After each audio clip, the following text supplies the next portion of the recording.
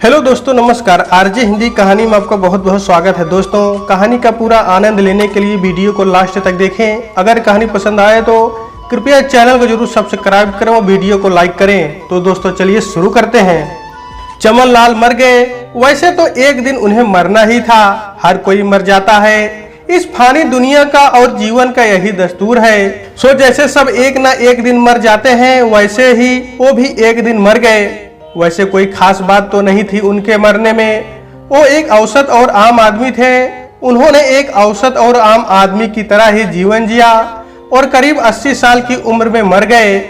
वैसे शायद उनकी उम्र 65 की ही थी, लेकिन अपने जीवन की कठिनाइयों की वजह से वो समय से पहले ही बूढ़े दिखते थे। सच कहा जाए तो जब वो 40-50 के थे तभी वो बूढ़े से नजर आने लगे थे। कल रात को वो मर गए।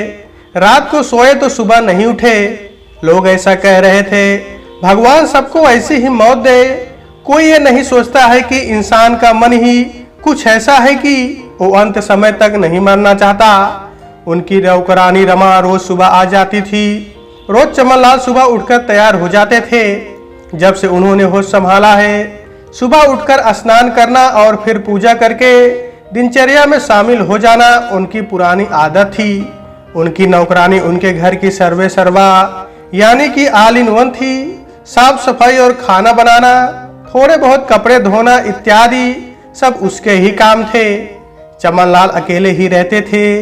रमा रोज सुबह आ जाती थी तो चमन लाल को वही खाना बना देती थी और फिर घर के सारे काम करके, जो कि कोई विशेष नहीं थे, कर जाती थी। खाने में चावल और दाल बना जाती थी। यही चावल और दाल चमन लाल दिन में 3 बार खाकर जीवन जी रहे थे। शाम के वक्त यही दाल भात कभी नींद की गोली के साथ तो कभी थोड़ी सी शराब के साथ खा लेते थे। आज भी जब रमा घर आई, देखा तो घर का दरवाजा खुला ही था। अमूमन वो बंद ही रहता था। जब वो अंदर गई तो देखा कि चमन लाल अपनी आराम कुर्सी पर लेटे हुए थे और उनकी गोद में एक फोटो एल्बम था, जो कि उनका फैमिली एल्बम था, जो कि खुला हुआ था। जो पेज खुला हुआ था उसमें उनके बच्चों और दोस्तों की तस्वीरें लगी हुई थी। उनके हाथों में उनकी पत्नी का एक अच्छा सा बड़ा सा फोटो था, जो कि पिछले साल ही गुजर गई थी। चमन लाल की आंखें मूंदी हुई थी और उनके चेहरे पर एक असीम सा संतोष था, जैसे कह रहे हो कि सावित्री, अब मैं भी तेरे पास आ रहा हूँ, तुम अकेली नहीं हो। नौकरानी ने पहले समझा कि वो सो रहे हैं, क्योंकि वो अक्सर नींद की गोलियों का सहारा लेकर सोते थे। उन्हें बहुत आवाज दी जोर से, पर वो ना उठे। उन्हें हिलाया पर उनकी आंखें ना खुली। तब नौकरानी ने समझा कि शायद कुछ गलत हो गया है। वो दौड़कर पड़ोसी चोपड़ा जी के घर गई, उन्हें बुलाया। वो जब आए तो देखकर ही समझ गए कि चमन लाल नहीं रहे। उन्होंने फिर भी दूसरे दोस्त मिश्रा जी को बुलाया।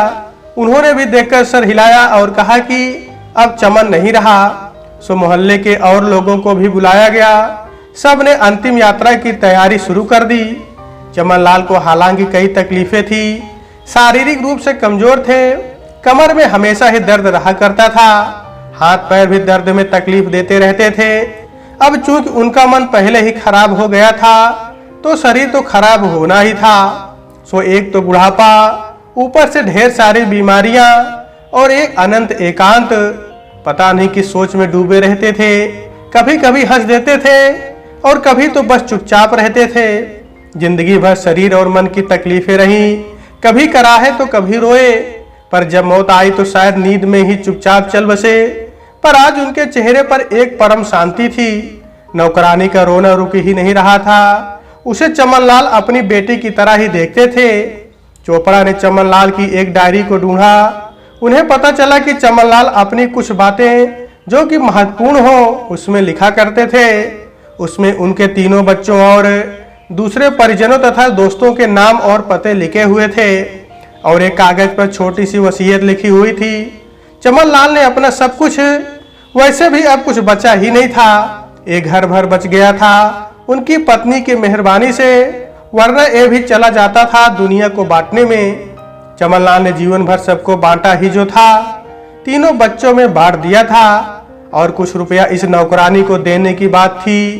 चोपड़ा ने 3 बच्चों को और चमन के 2 दोस्तों को और चमन लाल के भाई बहन को फोन करके इस मृत्यु की सूचना दे दी और उन्हें तुरंत आने को कहा। बड़ा लड़का तो ये सुनकर ही सुन्न हो गया। उसने कहा कि जब तक वो ना पहुंचे दाह संस्कार ना करें और बाकी के कार्यक्रम को यथाविधि पूरी करें। वो पहुंच रहा है। चोपड़ा ने हामी भर दी। वो बड़े लड़के का चमन लाल से प्रेम जानते थे। चमन लाल के बच्चों में एक बड़ा लड़का ही था जिसका बहुत अनुराग था अपने पिता के लिए। मिश्रा जी ने कुछ और लोगों के साथ मिलकर चमन लाल के शव को कुर्सी से नीचे उतारा। मिश्रा जी ने कुछ लोगों से घास और पुआल मंगवाया और उस पर एक चादर बिछाकर शव को रख दिया। शव के सर के पास एक दिया जला दिया गया। मोहल्ले के कुछ लोग अंत्येष्टि का सामान खरीदने चले गए। मिश्रा जी ने उन्हें खास तौर पर 2 बांस, खपच्चियां, सफेद कपड़ा, मटकी, रस्सी, जौ कंडे, कपूर, काला तिल, गुलाल तथा अन्य जरूरत की चीजें लाने को कहा। मिश्रा जी अपने एक पंडित मित्र को बुला लिया जो कि अंतिम संस्कार की विधि करवाते थे। घर में अब अंतिम संस्कार की विधि को पूर्ण किया जाने लगा। चमन लाल के 3 बच्चे थे जो उनके और उनकी पत्नी के जीवन काल में ही उनसे अलग हो गए थे। शादियां हो गई थी। सबकी अपनी अपनी नौकरी थी, अपना अपना जीवन था। कभी नौकरी के बहाने और कभी साथ न निभाने के बहाने से सब अलग हो गए थे। चमन लाल खुश रहना जानते थे। उनकी पत्नी सावित्री को ये सब बच्चों का अलग होना और साथ न देना ना भाया और वो इस दुख को ना सहकर भगवान के पास चली गई। अंतिम समय में उसने बहुत दुख झेले। बुढ़ापा अपने आप में दुखदाई होता है। वो हमेशा ही बीमार रहती थी। कुछ और बीमारियों ने अंत समय में उसका दामन पकड़ लिया। अंत समय में चमन लाल उसका हाथ पकड़कर बैठे ही रह गए और वो परमात्मा के पास चली गई। मिश्रा और चोपड़ा ने मिलकर कुछ और मोहल्ले वालों के साथ अंतिम यात्रा की तैयारियां शुरू कर दी। चोपड़ा ने जाकर पास वाले शमशान घाट में जाकर सारी औपचारिकताएं पूरी करके आ गए। शाम को दिवंगत चमन लाल को ले जाना तय हुआ। मिश्रा ने कहा कि सूरज के डूबने के पहले ही अग्नि देनी होगी। मोहल्ले के लोग जमा होने शुरू हो गए थे। चमन लाल के बच्चे न तब आते थे और न ही अब। एक बेटी थी जो कि शादी के बाद हमेशा अपने धन की कमी को रोती रहती थी, जो हमेशा ही ये सोचती थी उसे दहेज में कुछ मिला ही नहीं। जब भी समय मिलता और जब भी वो इस घर में आती कुछ न कुछ सामान जरूर ले जाती।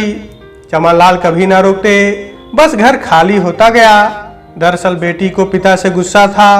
चमन लाल उसे अपने ही एक दोस्त के घर ब्याह करवाना चाहते थे, पर बेटी ने प्रेम विवाह किया। चमन ने मना किया पर उसने एक ना सुनी और जब से ब्याह हुआ है कुछ ना कुछ मांग कर ले जाती थी, ये कहकर कि उसे दहेज नहीं मिला, उसका भी हक है इस घर पर। चमन ये समझ नहीं पाए आज तक कि वो खुद से होकर ये सब मांगती थी या उसके ससुराल वाले उसे भेजते थे। बड़ा बेटा जरूर मदद करता था लेकिन उसकी पत्नी लड़ाकू स्वभाव की थी। बस फिर क्या था, उन्हें तो अलग ही होना था। वो फिर भी अपनी पत्नी को ना बताकर चमन लाल की हर महीने कुछ मदद जरूर कर देता। छोटा बेटा सोचता था कि उसके साथ अन्याय हुआ है, उसे ठीक से पढ़ाया लिखाया नहीं गया क्योंकि उसे विदेश में भेजने के लिए चमन लाल के पास पैसे नहीं बचे थे, इसलिए वो गुस्से में अलग हो गया।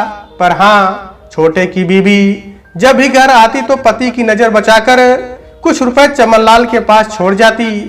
उसे चमन लाल में अपने पिता की सूरत दिखाई देती थी। उसके खुद के पिता के भी यही हाल है।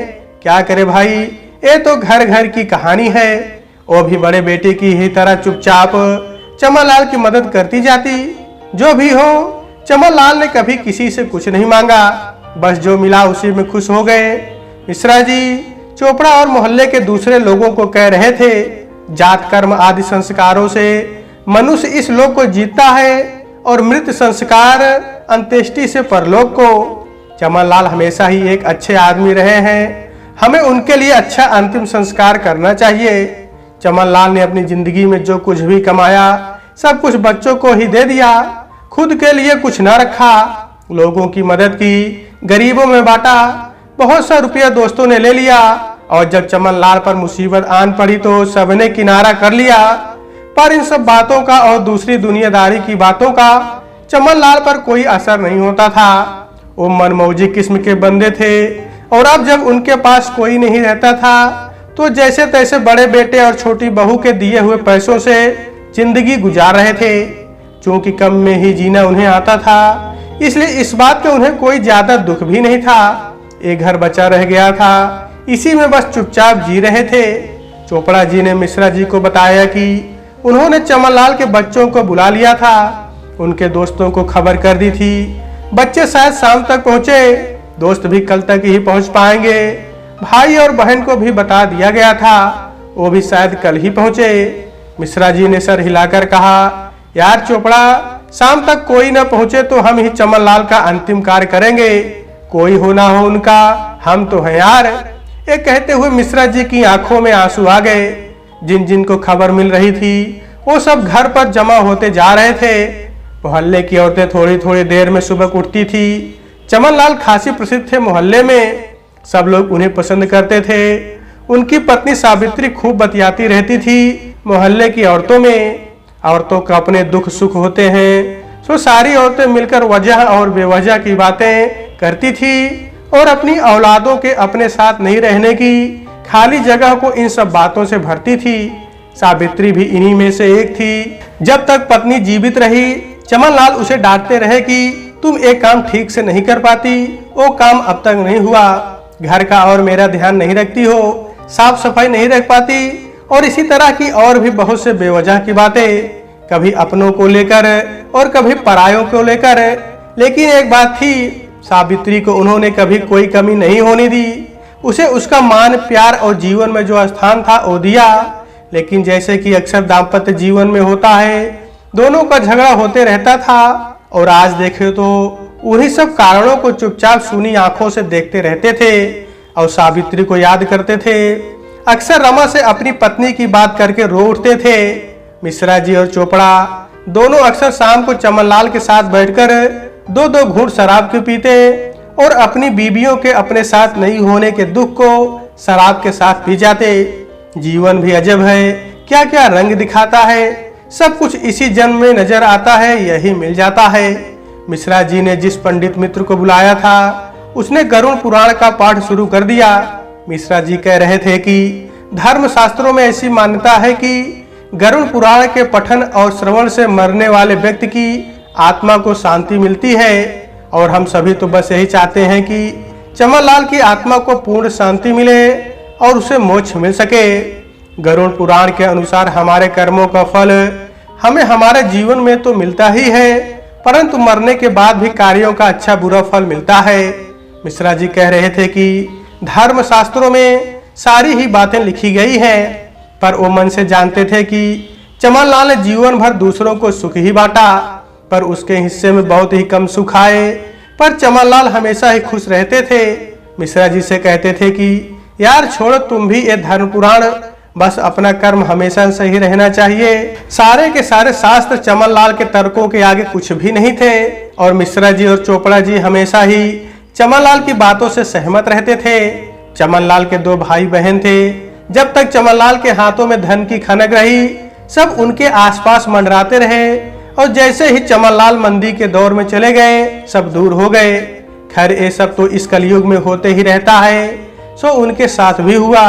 भाई वो कहते हैं ना, सुख के सब साथी और दुख में न कोई। कुछ दोस्त भी थे, कुछ पहले ही भगवान के पास चले गए थे, कुछ बुढ़ापे की उदास जिंदगी को जी रहे थे। बस कभी कभी कहीं मुलाकात हो जाए तो ठीक, वरना दिन में कभी कभी बातें हो जाती थी।